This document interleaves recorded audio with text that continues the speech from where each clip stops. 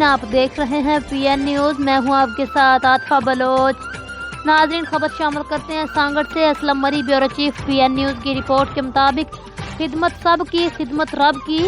Sanghar अडेरोलाल welfare association की जानिब से हर साल की तरह इस साल भी 30 दिसंबर 2022 को 250 जोड़ों की इज्तिमाई शादियों की तकरीब की तैयारियां बड़े जोशो जज्बे के साथ की जा रही हैं।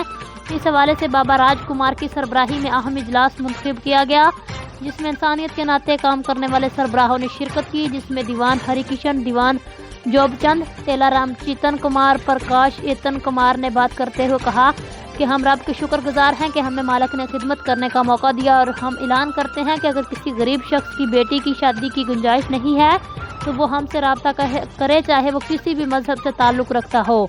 बाबा राजकुमार की जानिब से मदद की जाएगी। हर बेटी के जहेज का मुकम्मल बंदोबस्त किया गया है, और अगर कोई शख्स चाहे तो वो हमारा हिस्सा बनकर सवाब के काम में हिस्सा ले सकते हैं।